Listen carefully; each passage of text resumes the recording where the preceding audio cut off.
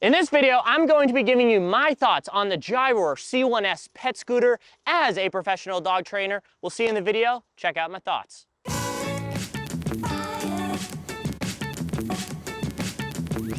So let's start talking about using the Gyroor C1S with our pet.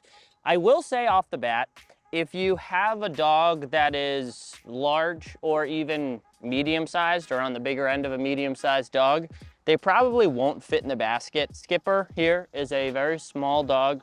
Also, I forgot to introduce Skipper. This is Skipper, everyone. It really, a dog could be a little bit bigger, but it's gonna be tricky to fit a larger dog in here. We tried with my dog Kona and she just doesn't fit. But if you have a smaller or, a smaller medium-sized dog, this is a really awesome tool for you.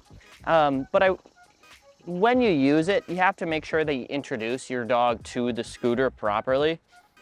You don't want to put your dog on the scooter and then drive around and them jump off and get hurt. So what we want to do is take a couple minutes with our dog and just have them hang out in it. Show them, right? A stay would be a really practical command if your dog knows to stay. If they don't, you might want to teach a little bit of a stay.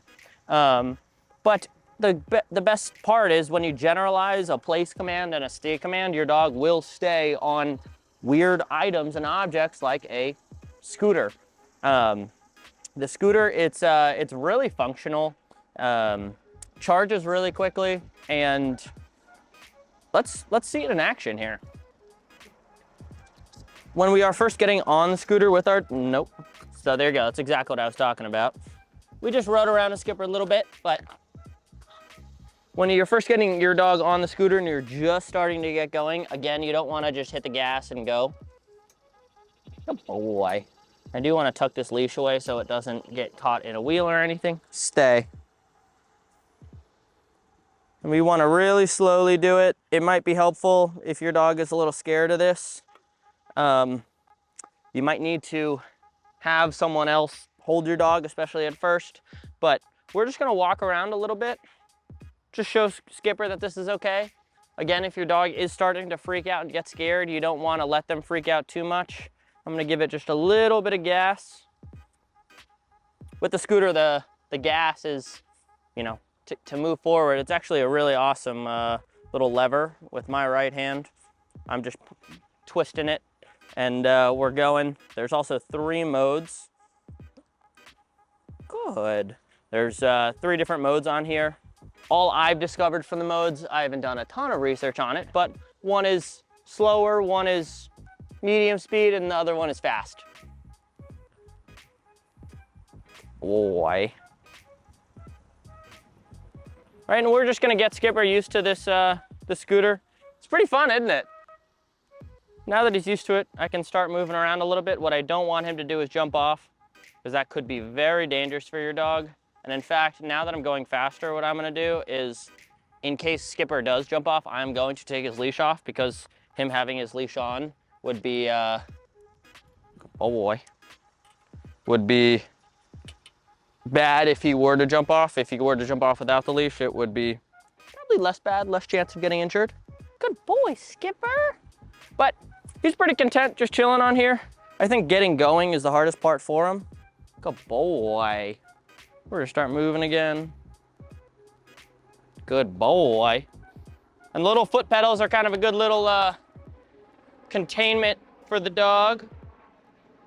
But Skipper seems like he's getting this pretty well. We'll start moving down this way.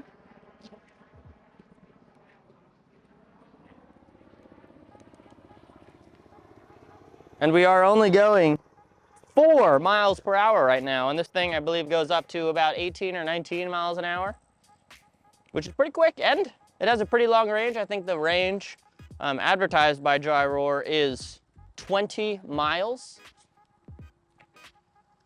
Good boy. And 20 miles can get you a pretty long way on this thing with a full battery. I haven't really tested out the actual practicality of that 20-mile range. I'm not sure if it's actually 20 miles, depends on how you're driving, right? I'm sure just as cars are these days, you never really actually get the mileage that they suggest, but who knows? Skipper is just chilling. He likes this a lot. This is a great option for your dog if you want to travel with your dog, if you live in a city maybe. If you really just, want to bring your dog places, I wouldn't recommend necessarily doing this on a busy street, or if your dog were to jump off at any point. Cars, lots of stuff going on. But if you generalize this properly and really take a while just going at slow speeds, showing a dog that, hey, we stay on this no matter what, reinforcing our dog for staying on this, this could be an amazing tool for someone to really get into and use. I'll break down a little bit about showing you the scooter. There are two little foot pedals here. They pop in and out. You can see that. I'll hop off. Let's see if we can get Skipper to stay. There's a kickstand on this side, pretty easy to use. There's a bell.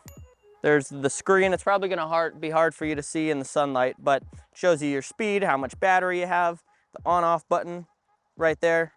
And that M button, you change the mode. Right now, we are in mode number 3, and mode number 3 is the fastest. You can bring it from mode 1, 2, and 3. It also shows you how many miles you've gone in your trip. Assembling it was, we sat down with my dog to film a video. I don't know if it's gonna work. No, I don't think this is like responsible. And she obviously didn't fit in it, but assembling it, there was one part that was kind of hidden in here, which it seems like other people didn't have the issue of, but for me, probably took us about 45 minutes to assemble it. But on a normal day, if that part wasn't hidden in the boxing, as a lot of other people, it doesn't seem like that's a common thing, probably would have taken me maybe 10 or 15 minutes to install this and put this all together. And it comes with really a full battery. This thing's awesome. There's a basket on the back. You can go without either of the baskets, but it really does seem like this thing is designed for smaller dogs.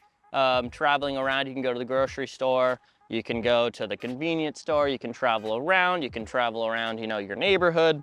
Again, I probably wouldn't recommend bringing your dog on the scooter in busier, high traffic areas with cars and everything, but in an area where there's no cars, this is an awesome tool to drive around and really have a lot of fun. The brake lights are automatic, they turn on. There's also a headlight up here. It's probably hard to see at night or during the day. Yeah, this thing seems, it's definitely a more budget of the scooter options. I've seen some more expensive scooters, but for the price that you get with this thing, you really get a ton of use out of this. There's a biker driving by. Little does he know, he could just have an electric one of these things and it'd be super easy, and he could take his dog with him, but who knows, probably doesn't know that. Maybe he'll watch this video. Good boy, Skippy! So I touched on it a little bit, but I want to talk about the experience for your pet on this thing. Gyroor is really marketing this as a pet scooter, and I do have a couple hesitancies telling people to just throw your pet on it and drive around wherever you go. In an area like this where we are, this is awesome, but the airflow is pretty cool, right? A dog gets to just flow in the breeze, and you're not going absurdly fast like you are in a car. Oftentimes, dogs sticking their head out of a window in a car going on a highway. Not good for their eyes, their ears.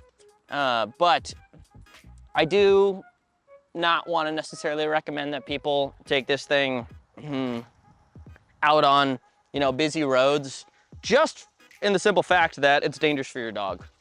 We don't want our dog jumping off at an, inopportune time, or us falling off or trying to stop and getting a little wobbly and our dog jumping off and running into the street. That's the last thing that we want.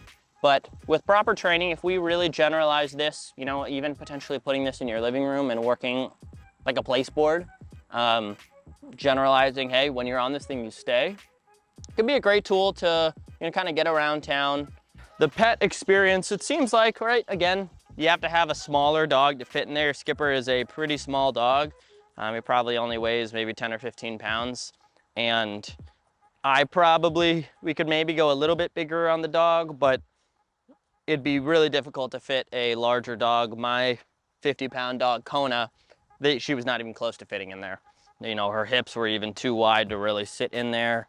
And I do kind of wish that this was all closed in. That would make things a lot easier, right? When Skipper's moving around, his tail hair is flapping right down there near the tire. Concerns me a little bit, but I do think this is a great option for just kind of the casual scooterer, so to say, bringing their dog around and, you know, being able to travel short distances with your dog. Again, with the proper generalization. You can't just throw your dog on the scooter, an untrained dog, and expect them to stay properly like Skipper is right now. Skipper is not super trained, but he has a little bit of a foundation, and he's also a confident dog, which helps with this. If you have a very insecure dog, your dog is probably gonna be freaked out by this. So again, right, that's not stuff that doesn't, you know, that doesn't mean that your dog can't ride this. It just takes maybe, you know, a couple days of training and generalization with it. All right, let's take Skipper on a little ride. We'll see how he does. I'll show you how it looks.